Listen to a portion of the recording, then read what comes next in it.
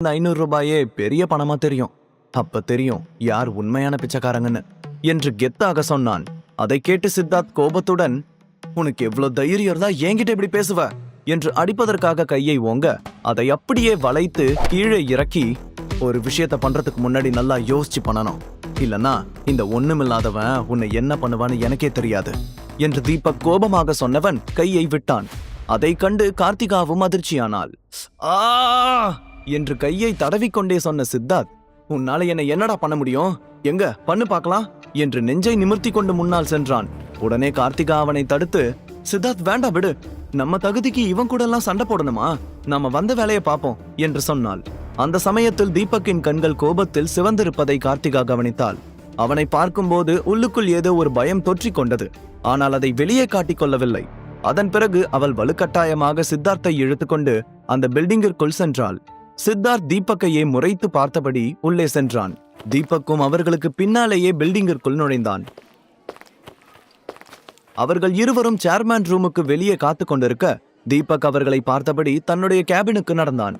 சித்தார்த் இன்னமும் கோபமாக உட்கார்ந்திருக்க, சித்தார்த் விடு, அவன் கிடக்குறான், நம்ம ரேஞ்சுக்கு அவன் கூட எல்லாம் இறங்கி சண்டை போடணுமா சொல்லு என்று கார்த்திகா அவனை சமாதானப்படுத்த முயன்றாள். கார்த்திகா, இந்த ஜோக்கர் ஏன் முன்னாடி குரலை உயர்த்தி சும்மா சீன் போடுறான், நமக்கு கல்யாணம் மட்டும் முடியட்டும், அதுக்கப்புறம் அந்த நாயை என்ன பண்றன்னு பாரு என்று சித்தார்த் கோபமாக சொல்லிக் கொண்டான். இன்னொரு பக்கம் ஆதவன் தீபக்கின் கேபினில் காத்து கொண்டிருக்க தீபக் அங்கே வந்ததும் டக்குன சேரில் இருந்து எழுந்து, ஹலோ சார் என்று தீபக்கிடம் கை குலுக்கினான். அப்போது தீபக் அவனை பார்த்து, மிஸ்டர் ஆதவன், உங்களுக்கு கேசவனோட மகன் சித்தார்த்த பத்தி தெரியுமா என்று கேட்க, ஆமா சார், கேசவன் நம்ம கம்பெனில நிறைய பிசினஸுக்கு பார்ட்னரா இருக்காரு, ரொம்ப வருஷமா நம்ம கம்பெனியோட டிராவல் பண்ணிட்டு இருக்காரு, ஏன் என்ன விஷயம் சார் என்று ஆதவன் குழப்பத்துடன் கேட்டான். அப்படின்னா இன்னையில இருந்து நம்மளோட எந்த பிசினஸும் அவங்களோட பார்ட்னர்ஷிப்ல இருக்கக்கூடாது, உடனே எல்லாத்தையும் கேன்சல் பண்ணிட்டு அவங்களோட கம்பெனியே மொத்தமா வெளியே அனுப்புங்க என கட்டளையிட்டான். ஓகே சார் என ஆதவன் அங்கிருந்து நகர, அப்புறம் ரொம்ப முக்கியமா அவங்க கிட்ட பாத்ரூம் கழுவுறவங்க கூட எல்லாம் எங்களால பிசினஸ் பார்ட்னர்ஷிப் வச்சுக்க முடியாதுன்னு தெளிவா அழுத்தமா சொல்லுங்க என்று சொன்னான் தீபக். அதை கேட்டு ஆதவன் குழப்பத்துடன் தீபக்கை பார்த்தான். தீபக்கின் கண்களில் இருந்த கோபத்தை அவனால் புரிந்து கொள்ள முடிந்தது. ஆதவன் தீபக்கின் உத்தரவுபடி சித்தார்த் கம்பெனியை தரமட்டமாக ஆக்கி வெளியேற்றுவானா? ஹலோ மிஸ்டர் கேசவன், ஆம் ஆதவன், SV குரூப்ஸோட நியூ சேர்மேன் என்று சொன்னான். புது சேர்மேன் என்று சொன்னதும் ஒரு நொடி பதறி போன கேசவன், எஸ் மிஸ்டர் ஆதவன், நீங்களே எனக்கு போன் பண்றீங்கன்னா கண்டிப்பா அதாவது முக்கியமான விஷயமா தான் இருக்கணும் என்று சொல்ல, yes but bad news for you, இன்னையில இருந்து SV குரூப்ஸ் உங்களோட சேர்ந்து வேலை செய்யாது, உங்க கூட டீல் சைன் பண்ணின எல்லா ப்ராஜெக்ட் அண்ட் அக்ரிமெண்ட்ஸையும் உடனே கேன்சல் பண்றேன் என்று சொன்னான்.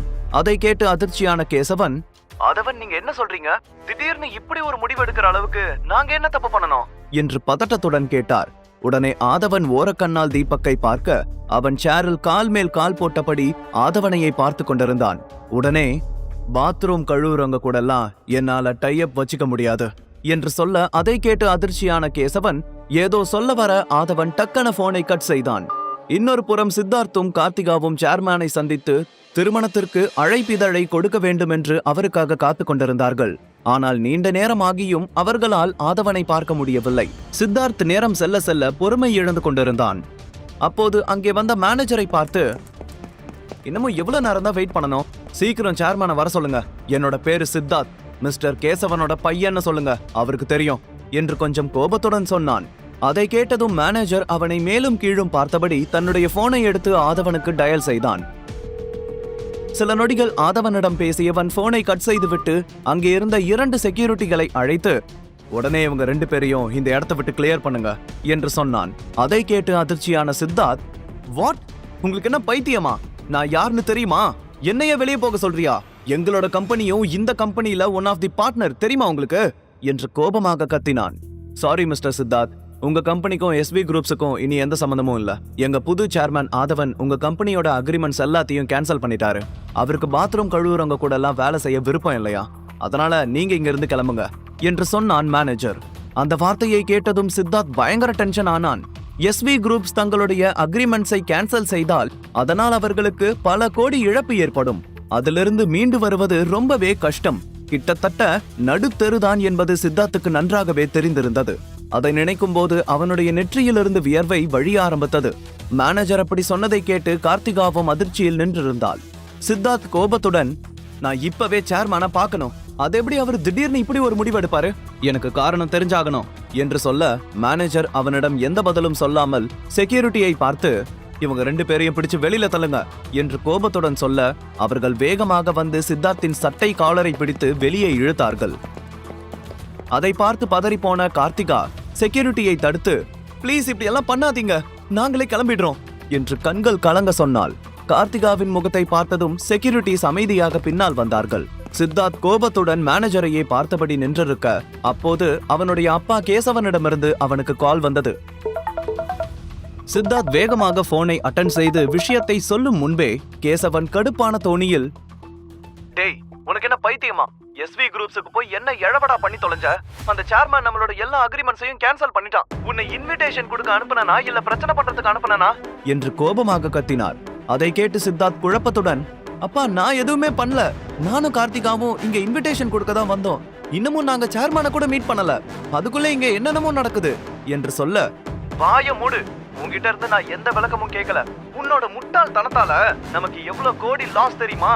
இனிமே சோத்துக்கு நாம பிச்சைதான் எடுக்கணும். முதல்ல அந்த இடத்துல இருந்து கிளம்பி வா என்று சொல்லிவிட்டு போனை கட் செய்தார் கேசவன். அதற்கு பிறகு சித்தார்த் அந்த ஒட்டுமொத்த இடத்தையும் ஒரு முறை பார்க்க அங்கே இருந்த எல்லோரும் அவனையே பார்த்து கொண்டிருந்தார்கள். அவமானத்தில் தலை குனிந்தபடி அந்த இடத்தை விட்டு வெளியே சென்றான். கார்த்திகாவும் அவனுக்கு பின்னாடியே சென்றாள். இந்த திடீர் சம்பவம் சித்தார்த்துக்கு பல கேள்விகளை எழுப்பியது. உண்மையில் என்ன நடந்தது என்று அவனால் இன்னமும் புரிந்து கொள்ள முடியவில்லை. சித்தார்த் காரில் ஏறி உட்கார்ந்தவுடன் அவன் தீபக்கை அவமானப்படுத்திய விஷயம் நினைவுக்கு வந்தது. சித்தார்த் கொஞ்சம் யோசித்துக் கொண்டே, கார்த்திகா, இந்த தீபக் தான் இதெல்லாம் பண்றான்னு நினைக்கிறேன் என்று சொல்ல, என்ன அந்த ஜோக்கர் எப்படி இதெல்லாம் பண்ணிருக்க முடியும்? அவன் பேச்சா அவனோட பொண்டாட்டியே கேட்க மாட்டா, இவ்வளவு பெரிய சேர்மேன் கேட்டுருவாரா? அவனாலெல்லாம் நம்மளை எதுவும் பண்ண முடியாது சித்தார்த் என்று சொன்னாள் கார்த்திகா. சீக்கிரம் இதுக்கு பின்னாடி என்ன நடக்குதுன்னு கண்டுபிடிக்கணும் என்று சொன்ன சித்தார்த் காரை ஸ்டார்ட் செய்து அங்கிருந்து கிளம்பினான். இன்னொரு புறம் சித்தார்த்துக்கும் கார்த்திகாவுக்கும் நல்ல பாடத்தை கற்பித்த நிம்மதியில் தீபக் ஆதவன் கொடுத்த டாக்குமெண்ட்ஸில் எல்லாம் கையெழுத்து போட்டுவிட்டு அங்கிருந்து வீட்டிற்கு சென்றான். வீட்டில் அவனுக்கு ஒரு அதிர்ச்சி காத்து கொண்டிருந்தது. ஷர்மிளா குடும்பத்தின் தலைவி பாட்டி காயத்ரி தேவி அங்கே உட்கார்ந்திருந்தார். அவருடைய கழுத்தில் தொங்கிக் கொண்டிருந்த வைர நெக்லஸும் கைகளில் அணிந்திருந்த தங்க வளையல்கள், மோதிரங்களே அவர் எவ்வளவு பெரிய பணக்காரர் என்பதை காட்டியது. ஆனால் அவரது நுனி மூக்கில் தெரிந்த கோபம் அந்த சிறிய வீட்டில் அவரால் கொஞ்ச நேரம் கூட இருக்க பிடிக்கவில்லை என்பதை காட்டியது. தீபக் கல்யாணத்தில் நடந்த பிரச்சனையில் கணேசனின் மொத்த குடும்பத்தையும் வீட்டை விட்டு வெளியேற்றிய பிறகு காயத்ரி தேவி ஒருமுறை கூட இந்த வீட்டில் காலடி எடுத்து வைக்கவில்லை. இப்போது திடீரென சோபாவில் உட்கார்ந்திருப்பதை பார்க்கும்போது தீபக்கின் மனதில் பல கேள்விகள் எழுந்தது. தீபக் அதை பற்றியே யோசித்துக் கொண்டு நிற்க அங்கே பவ்யமாக நின்றிருந்த கீதா, அத்த டீ எடுத்துக்கோங்க என்று கிளாஸ் ஒன்றை நீட்ட அதை வாங்கி முகர்ந்த காயத்ரி, உங்க வீட்டுக்கு கேவலமான டீயை குடிக்கிறதுக்காக நான் இங்க வரல என்று கேவலமாக சொன்னதுடன் கீதாவையும் ஏளனமாக பார்த்தார். வாழ்க்கை ஒரு வட்டோண்டா என்று அந்த காட்சியை பார்த்து மனதிற்குள் சொல்லிக் கொண்டான் தீபக். பவர் இருக்கிறவன் கீழே இருக்கிறவனை என்னெல்லாம் ஆட்டி வைக்கிறான்னு நினைச்சு சிரிச்சான். சட்டன தீபக்கை நிமிர்ந்து பார்த்த மாமியார் கீதாவுக்கு ஜெர்க்கென்றானது. ஐயோ, இவன் முன்னால இந்த கிழவி இப்படி பேசிய மானத்தை வாங்குதே என்று நினைத்து கொண்டே கீதா நிற்க தன்னுடைய ஹேண்ட்பேக்கில் இருந்து ஒரு இன்விடேஷனை எடுத்து டேபிளின் மீது வீசினார் காயத்ரி தேவி. இது என் பேத்தி கார்த்திகாவோட கல்யாண பத்திரிக்கை.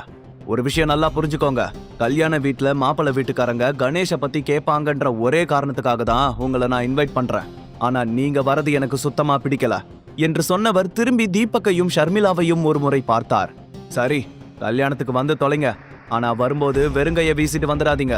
வரவங்க எல்லாரும் காஸ்ட்லியான கிஃப்ட்ஸோட தான் வருவாங்க. நீங்களும் அதே மாதிரி ஏதாவது வாங்கிட்டு வாங்க. அப்பதான் இந்த குடும்பத்தோட கௌரவம் எல்லாருக்கும் தெரியும் என்று ஓரக்கண்ணில் தீபக்கை பார்த்தவர், சும்மா இந்த 500-1000 ரூபாய் பொக்கே எல்லாம் கொண்டு வந்தா நான் செம்ம கடுப்பாயிடுவேன் என்று சொன்னவர் கணேசை பார்த்து, உன்னோட அண்ணன் சுந்தர் கார்த்திகாவுக்கு 1 கோடியில கார் வாங்கி கிஃப்ட் பண்றான். அட்லீஸ்ட் நீங்க ஒரு 5 லட்சத்துக்கு நெக்லஸ் ஆவது வாங்கிட்டு வாங்க என்று வெறுப்பாக சொன்னார் காயத்ரி தேவி. அதை கேட்டதும் ஷர்மிளாவுக்கு தூக்கி வாரி போட்டது. அவளிடம் மொத்தமாக இருப்பதே 5 லட்சம் தான். அதையும் தீபக்கின் நண்பனுக்கு கொடுக்க வேண்டும் என்பதற்காக வைத்திருந்தாள்.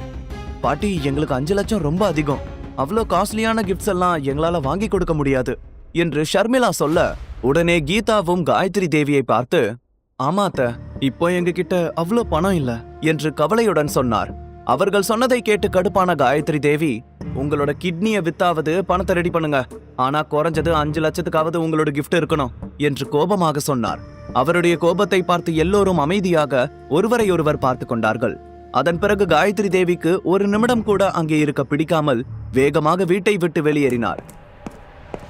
அவர் சென்றதும் கீதா கடுப்பான தோணியில் கணேஷை பார்த்து, உங்க அம்மா எப்படி பேசிட்டு போகுதுன்னு பாத்தீங்களா?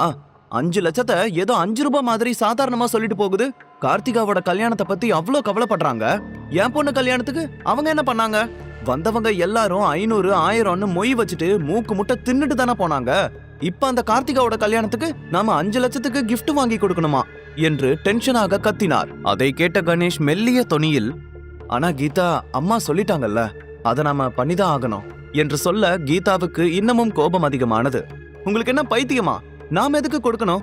உங்களோட தலைக்கு கீழே கோடி கோடியா பணத்தை வச்சுட்டு தான் தூங்கிட்டு இருக்கீங்களா? ஏற்கனவே நீங்க பண்ணின தப்புல 30 லட்சத்துக்கு கடங்காரங்களாகி உக்காந்துட்டு இருக்கோம் என்று கத்தினார். கணேஷ் பொறுமையாக, கோபப்படாத கீதா, நாம இந்த கிஃப்ட கொடுத்தா அம்மாவோட கோபம் குறைய சான்ஸ் இருக்குல்ல. ஒருவேளை அவங்க நம்மள வீட்டுக்கு திரும்ப வர சொல்லலாம். நாம இந்த வீட்டை அடமானம் வச்சாவது அவங்க கேட்ட நெக்லஸ வாங்கி கொடுக்கலாம் என்று சொன்னார். இந்த முறை கீதா பேசுவதற்கு முன்பே ஷர்மிளா கொஞ்சம் கோபத்துடன், அப்பா என்ன சொல்றீங்க நீங்க? அந்த கார்த்திகாவுக்காக எல்லாம் நம்மளோட வீட்டை அடமானம் வைக்க முடியாது. அவங்க நம்மள பாசமா கூப்பிட்டு இருந்தா கூட பரவாயில்ல, அவங்களோட மரியாதைக்கு களங்கம் வந்துடக்கூடாதுன்னு தானே நம்மளை இன்வைட் பண்ண வந்திருந்தாங்க என்று சொன்னாள். உடனே கீதாவும், ஷர்மி சொல்றதுதான் சரி, வீட்டை அடமானம் வச்சுட்டு நாம எங்க தெருவிலையா போய் தூங்குறது என்று கோபமாக சொன்னார். அப்போது அவருடைய பார்வை தீபக்கின் மீது தான் இருந்தது. தீபக்கிற்கும் அவனுடைய கருத்தை சொல்ல வேண்டும் என்று இருந்தது. ஆனால் அந்த நேரத்தில் கீதாவின் கோபத்திற்கு ஆளாக விரும்பாமல் அமைதியாக நின்று கொண்டான். சிறிது நேரம் அந்த இடத்தில் அமைதி நிலவியது. அதன் பிறகு கீதா ஒரு பெருமூச்சு விட்டபடி தன் மகளை பார்த்து, ஷர்மி, என்ன இருந்தாலும் அப்பா சொல்றதும் சரிதான். அவங்க முறையா நம்மளை இன்வைட் பண்ணலனாலும் 4 பேருக்கு மத்தியில நாம ஏதாச்சும் பண்ணிதான் ஆகணும். ஏற்கனவே குடும்பத்துக்குள்ள நம்ம பேரு நாறிட்டு கிடக்கு. என்கிட்ட கொஞ்சம் பணம் இருக்கு, அதை வச்சு ஏதாச்சும் சீப்பான நெக்லஸ வாங்க முடியுதான்னு பார்க்கலாம் என்று சொன்னார். முழு கதையையும் கேட்டு மகிழ பாக்கெட் FM ஆப்பை டவுன்லோட் செய்யுங்கள். லிங்க் டிஸ்கிரிப்ஷனில் கொடுக்கப்பட்டுள்ளது.